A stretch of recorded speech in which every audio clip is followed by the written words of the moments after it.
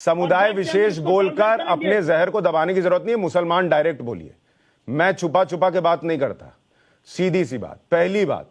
दूसरी बात, ये देश अगर किसी के बाप का नहीं है और कानून से चलेगा तो ये उन लोगों पर भी लागू होता है जिन्होंने इस देश को अपने बाप का मान लिया और ये सोच लिया और ये तय कर लिया कि उनके सामने से अगर रामनवमी की यात्रा निकलेगी तो वो पत्थर चला देंगे और बॉम्ब चला देंगे। उनके बाप का भी नहीं है ये देश। पहली बात ध्यान रखिए और याद रखिए। दूसरी बात, मेरी बात सुनिए, आपको आपकी भाषा में समझा रहा हूं। अगर किसी के बाप का नहीं है तो उसके बाप का भी नहीं है जो पत्थर चला रहा था। ये देश उसके बाप का भी नहीं है। और अगर आमिर रशीदी, अगर कानून पर इतना विश्वास है, मुझे सुन लीजिए, आपने बोला मैंने आपको नहीं टोका, मेरी बात सुनिए फिर रिस्पॉन्ड कीजिएगा।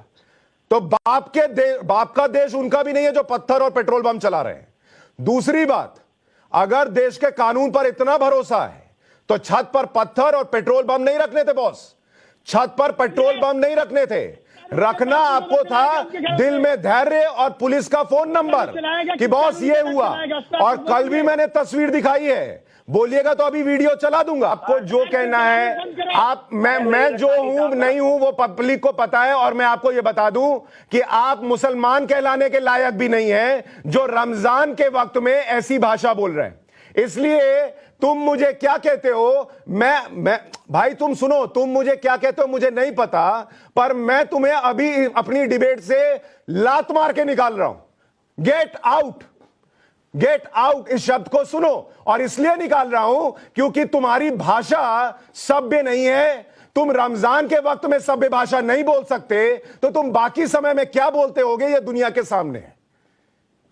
जो रमजान के समय नहीं बोल सकता वो बाद में क्या बोलता होगा वो दुनिया के सामने है। आमिर रशीदी जी, क्या आपके हिसाब से ये सामान्य बात है छत पर पत्थर और पेट्रोल बॉम्ब मिलना और पुलिस की जांच में ये सामने आना कि वहां से रामनवमी का जुलूस फिर ना निकले, इसको रोकने के लिए ये सब प्लान किया गया था? सुशांत, मतलब थोड़ी सी शर्म आनी चाहिए हम लोगों को। मतलब एकदम शर्म घोल के पी गए हैं आप लोग यार। ये पता नहीं कौन से इतिहासकार को आपने बैठाया, गोडसे वाले चचा बैठे हुए हैं ये चिल्ला के मैं ऐसे लोगों से बहस नहीं करूंगा। गोडसे वाले इन पाकिस्तान के एजेंटों को हटाइए यहाँ से। गोडसे वाले चचा एकदम खामोश बैठना। चुप कर पाकिस्तान के agent. Aamir Rashidi, mike down कीजिए। आमिर रशीदी, एक मिनट। आमिर रशीदी, कपिल जी एक मिनट, मैं बात कर रहा हूँ। कपिल जी मैं बात कर रहा हूँ। आमिर रशीदी एक मिनट। कपिल जी मैं बात कर रहा हूँ। कपिल जी मैं बात कर रहा हूँ। आमिर रशीदी, आपको भी मैंने बुलाया है, उनको भी मैंने बुलाया है। आपको अपनी बात कहनी है कीजिए। आपको कोई जिन्ना की औलाद और दूसरी चीज नहीं कह रहा और ना मैं कहने दूंगा।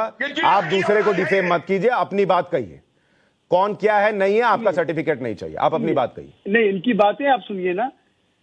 मैं वही कह रहा हूं कि आप बैठ करके एक प्रोपेगेंडा चला रहे हैं यहाँ पर। आपको दिख रहा है कि वहां पत्थर किए गए। अच्छा, ये कौन सा तरीका है कि रमजान के महीने में जहां पर असर की नमाज हो रही हो वहां पर आप जुलूस लेकर के जाएं और मस्जिद के गेट पे रोक करके आप मस्जिद के गुंबद पे इनका माइक पहले आप। कपिल जी एक मिनट उनको बोल लेने दीजिए। कपिल जी उनको बोल लेने दीजिए, फिर आप रिस्पॉन्ड कीजिएगा। कपिल जी एक बार बोल लेने दीजिए ना भाई, सुन तो ले लोग। एक बार सुन तो लेने दीजिए। कपिल जी सुन लेने दीजिए, एक बार बोल लेने दीजिए, फिर आपको मौका दूंगा, आप बोलिएगा। आमिर बोलिए। आपने कोई स्टोरी चलाया कि मस्जिद के गुंबद पे बैठ करके चढ़ करके वहां भगवे झंडे लगाए गए? सुनिएगा पहले मेरी बात पूरी। उसके बाद 20 वीडियो चल रहे हैं सोशल मीडिया पे जहां मस्जिद के सामने आपत्तिजनक नारे लगाए गए। समुदाय विशेष को बोला गया कि पाकिस्तान भेजेंगे, टोपी वालों को पाकिस्तान भेजेंगे। उसके बाद जो कार्रवाई हुई वहां पर, सरकार ने मध्य प्रदेश के अंदर एक तरफा कार्रवाई की। अगर किसी पे कोई मुकदमा हुआ, कोई विक्टिम है, तो वो कोर्ट फैसला करेगा कि वो मुजरिम है कि नहीं है, है कि नहीं है। अभी कोर्ट ने कुछ क्लियर नहीं किया। अभी उस पर आईपीसी के मुकदमे दर्ज हुए। अगले दिन वहां पर मकान गिरा दिए गए बुलडोजर से। वहां का एसपी खड़ो के ऑन वीडियो ऑन कैमरा कह रहा है कि मैं इनके मकान गिरा दूंगा। किसी के बाप का हिंदुस्तान है। देश कानून से चलेगा या किसी के एक आइडियोलॉजी से चलेगा? इस पे आपने कोई डिबेट किया?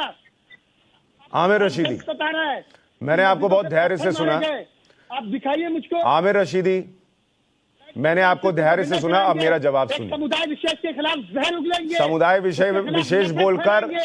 अच्छा, बिस्मिल्लाहिर्रहमानिर्रहीम। आवाज पहुंच रही है आप तक? अरे नहीं, बहुत दूर तक पहुंच रही है। अरे बहुत दूर तक, तो आज ताजमहल गिर जाएगा।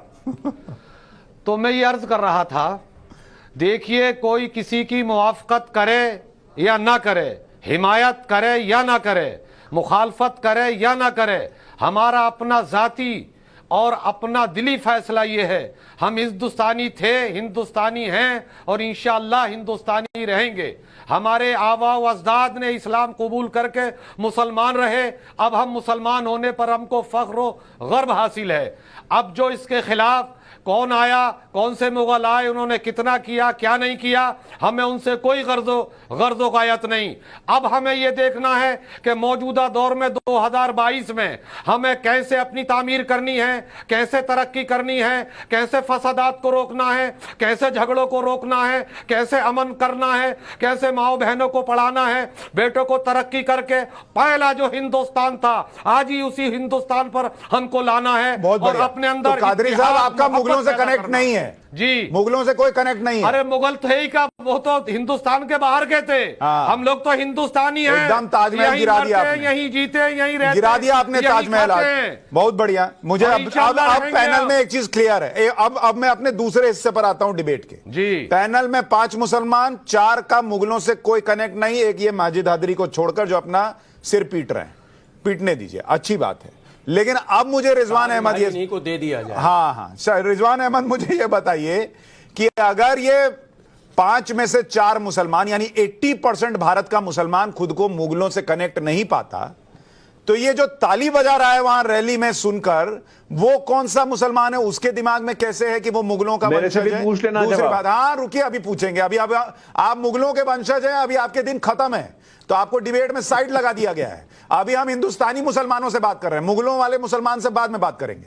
रिजवान अहमद, मुझे ये बताइए, वो ताली मारने वाले कौन से मुसलमान हैं जो आ रहे हैं, उनको कैसे खुशी हो रही है? और क्या ये फर्क है कि लोग टीवी पे कुछ बोलते हैं और वहां जाकर मुगलों के वंशज बन जाते, ये भी हो सकता है क्या? नहीं, आज मुझे जो 4 हमारे भाइयों ने बोला, हमारे माजिद साहब को छोड़ के, देखिए मैं कोई यहां बैठ के तय तो नहीं कर सकता, लेकिन मुझ में उनकी बात में एक सच्चाई की खुशबू आज मुझे वाकई नजर आई और बड़ा अच्छा लगा, मुझे वाकई नजर आई। मैं ये नहीं बोलूंगा ये टीवी के मारे बोला जा रहा है, मुझे खुशबू नजर आई सच्चाई की, पहली चीज। अच्छा, वो आप छोला एम्पायर और ये सब बता चुके हैं। अब जो आदमी बचपन में हिस्ट्री नहीं पढ़ा, उसको हम मौर्यन एम्पायर के बारे में क्या बताएं, चंद्रगुप्त के बारे में क्या बताएं, विक्रमादित्य के बारे में क्या बताएं, तक्षशिला यूनिवर्सिटी के बारे में क्या बताएं, नालंदा के बारे में क्या बताएं? ये सारी तब की चीजें हैं। अरे भाई, हिंदुस्तान में मुगल छोड़ो, जब कुरान पाक की पहली आयत नहीं आई थी, आयत, तब हिंदुस्तान में तक्षशिला यूनिवर्सिटी थी और नालंदा थी। तो सोच समझ के बोला करो क्या बोल रहे हो, पहली बात। दूसरी बात, आपने ये बोला कि ऐसे नेता बोलते क्यों हैं, बड़ा आसान तरीके से बताऊंगा। छिपकली सोचती है गिरगिटान बन जाऊं, गिरगिटान सोचता है पटरागो बन जाऊं, पटरागो सोचता है कि मैं घड़ियाल बन जाऊं, घड़ियाल सोचता है मैं मगरमच्छ बन जाऊं। तो ये जो नेता हैं, इनको इतना तो पता चल गया है पिछले 5-7 साल में कि अगर तुम ओवैसी भाइयों की तरह बकवास किए जाओगे तो कहीं ना कहीं ये देश, ये मीडिया तुम्हारा संज्ञान लेगा। और देखिए वही हो रहा है, हम संज्ञान ले रहे हैं। तो इन लोगों को ये पता चल गया, और इनको ये पता चल गया है बड़े होने का यही तरीका है, छिपकली से गिरगिट बनने का, गिरगिट से पटरागो बनने का। पर रिजवान भाई, इसमें एक पॉइंट है। रिजवान भाई, इसमें एक पॉइंट है मेरा। रिजवान भाई, इसमें एक पॉइंट है मेरा। जो मैंने दूसरा बयान सुनाया वो नेता का नेता, उनके दिमाग में भी था कि हम मुगलों के वंशज हैं, इतने साल हिंदुओं पर राज किया। वो जो अभी पूरा विवाद हुआ था अजमेर शरीफ वाला, आपको याद होगा, वहां भी यही था कि हमने इतने साल हिंदुओं पर राज किया है। 20 सेकंड भैया, 20 सेकंड बोलिए भैया, 20 सेकंड भैया। तो ये तो हो गई नेता की। अब पब्लिक की भी बता दूं, पब्लिक की भी, एक कहावत सुनी होगी, रस्सी रस्सी जल गई बल नहीं गए।